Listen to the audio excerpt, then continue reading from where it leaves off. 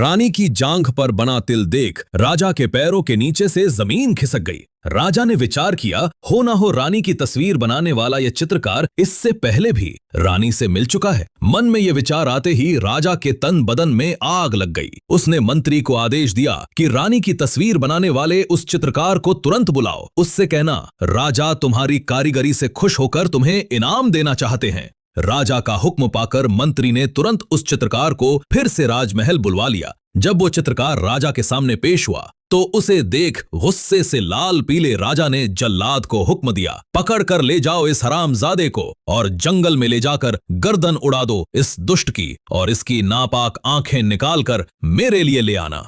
ये सुनते ही चित्रकार सहित वहां मौजूद मंत्री के भी पैरों के नीचे से जमीन खिसक गई। चित्रकार गिड़गिड़ाया, पर बिना उसकी सुने जल्लाद उसे लेकर जंगल चल दिया। ये सारा माजरा देख मंत्री भी उनके पीछे जंगल की ओर हो लिया। उसने सोचा, कैसा दुष्ट राजा है जो इतने योग्य, इतने होनहार नवयुवक को यूं बिना किसी वजह मृत्युदंड दे रहा है। कुछ दूर चलने पर मंत्री ने जल्लाद से कहा, तुम इसे छोड़ दो और किसी मृत हिरण की आंखें निकालकर राजा को दे देना। जल्लाद ने मंत्री का कहा मान लिया और वैसा ही किया। मंत्री डरते डरते उस चित्रकार को अपने साथ अपने घर ले गया। समय अपनी गति के साथ बीतने लगा। एक दिन उस राजा का लड़का, जिसने अभी अभी जवानी में कदम रखा था, शिकार खेलने के लिए अकेला ही जंगल की तरफ चल निकला।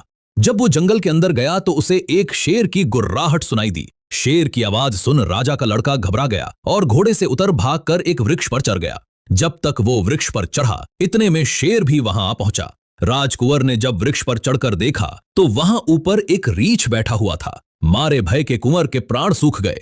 उसे घबराया देख रीछ बोला, डरो मत कुंवर, तुम मेरी शरण में आए हो, मैंने तुझे जीवन दान दिया, अब बिना किसी भय के तू आनंद के साथ यहाँ आराम कर। थोड़ी देर बाद रीछ बोला, रात होने वाली है, ऐसा करते हैं हम दोनों बारी बारी पहरा देते हैं। पहले आधी रात तक मैं पहरा दूंगा, जब तक तुम सो लेना, और आधी रात के बाद तुम्हारी बारी।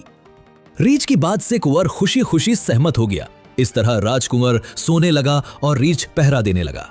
तब वृक्ष के नीचे खड़ा शेर रीछ से बोला, मेरी बात सुन, तू क्यों अज्ञानी हो रहा है, क्यों इस मनुष्य की तरफदारी कर रहा है? अरे ये तो शुरू से ही हमारे भक्षक रहे हैं, हम फिर भी जंगल में रहने वाले जीव हैं, तू क्यों इसकी खातिर दुश्मनी का बीज बो रहा है? एक काम कर, इसे नीचे फेंक दे, हम दोनों इसे खाकर अपनी भूख मिटा लेंगे, ऐसा अवसर फिर नहीं मिलने वाला।